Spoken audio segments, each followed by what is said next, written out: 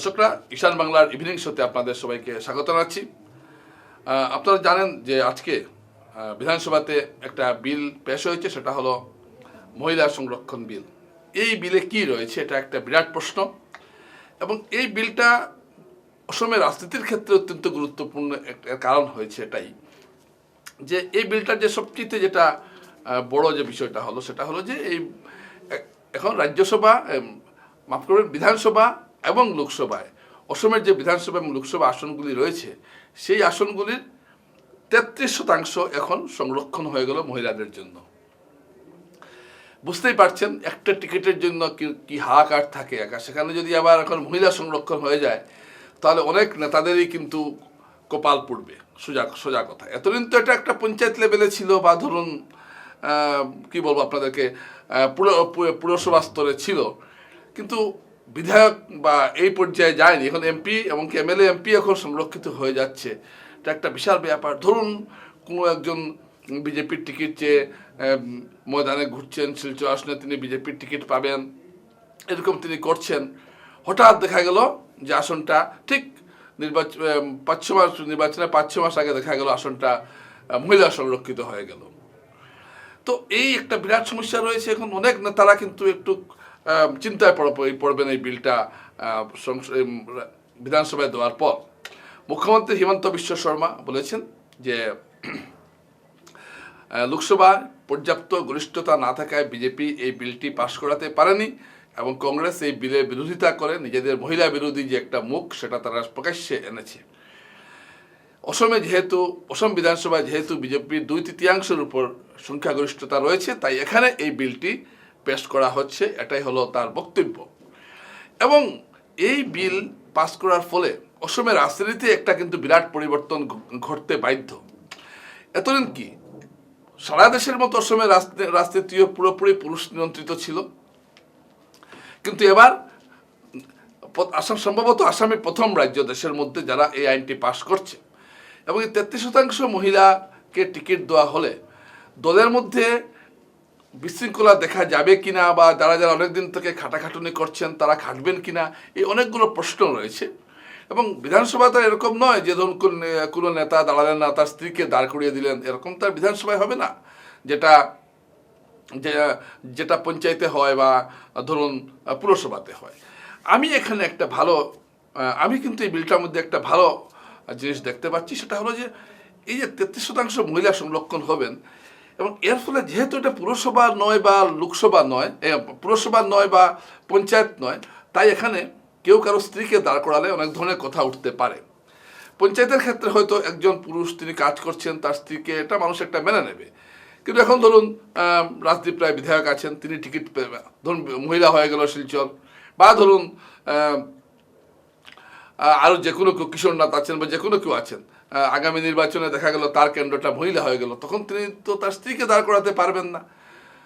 আর কারণ তখন অনেক কথা উঠে যাবে, কারণ অনেক মহিলা তখন যোগ্য প্রার্থীরা আছেন যাদেরকে টিকিট দেওয়া হবে, যেটা পঞ্চায়েতের ক্ষেত্রে সম্ভব নয়। কারণ তখন একজন ব্যক্তি, এখন ধরুন পঞ্চায়েতের ক্ষেত্রে এটা সম্ভব কেন হয়, পঞ্চায়েতের ছোট এলাকা, 5-6 হাজারের এলাকা, সেখানে একজন ব্যক্তি অনেকটা প্রভাব বিস্তার করতে পারেন, এতে দলের প্রার্থী পরাজিত হতে পারেন। তাই অনেক সময় দলও এগুলো বিষয়ে একটা আপোষ করে নেয়, না ঠিক আছে ওনার স্ত্রীকে আমরা দিয়ে দিচ্ছি। কিন্তু বিধানসভার ক্ষেত্রে এটা হবে না। বিধানসভার ক্ষেত্রে কিন্তু দল যোগ্য মহিলা প্রার্থী খুঁজবে। এবং আমাদের শিলচরে আমি তো মনে করি অনেক যোগ্য মহিলা প্রার্থী আছেন, বড়খোলাতে আছে, প্রত্যেক জায়গায় আছেন। তো এটা একটা রাজনীতিতে মহিলাদের একটা আগমনের একটা সুযোগ ঘটবে, যেটা পঞ্চায়েতে যেটা জেরস্কোপি থাকতেন মহিলারা, এটা কিন্তু এখন হবে না। আরেকটা বিষয় এখানে হবে, মহিলারা নির্বাচিত হলে এখানে দলের প্রভাব, ব্যক্তি থেকে দলের প্রভাবটা বেশি থাকবে। সাধারণভাবে দেখা গেছে যে পুরুষদের থেকে মহিলারা দুর্নীতিগ্রস্ত কম হন।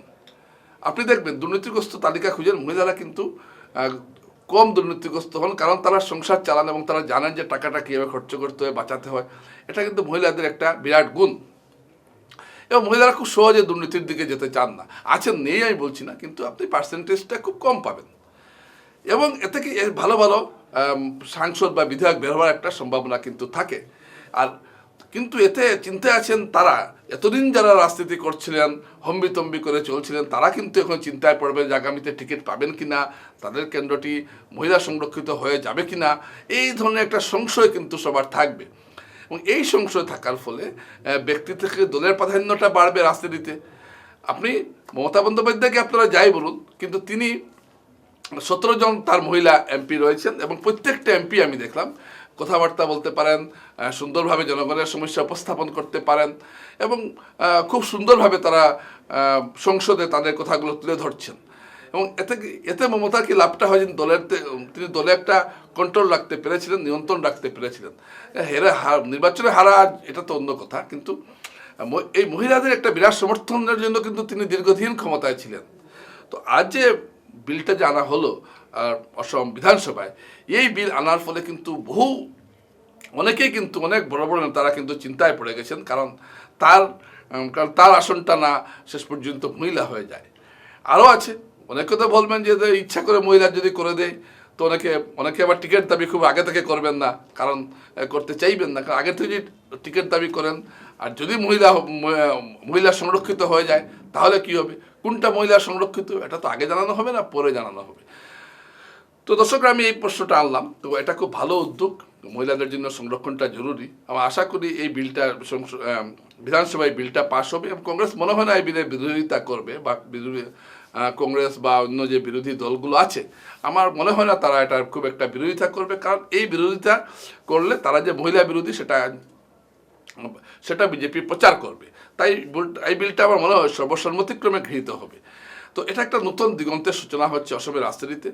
প্রথম যে আগামী যে নির্বাচন হবে অসমে, এখানে আমরা দেখতে পাবো যে লোকসভাতে বরাকের যে 2টো আসন আছে, হয়তো একটি মহিলা সংরক্ষিত হয়েও যেতে পারে, বা ডিলিমিটেশন যদি হয় তাহলে 3টি আসন হবে, একটি মহিলা সংরক্ষিত থাকবে।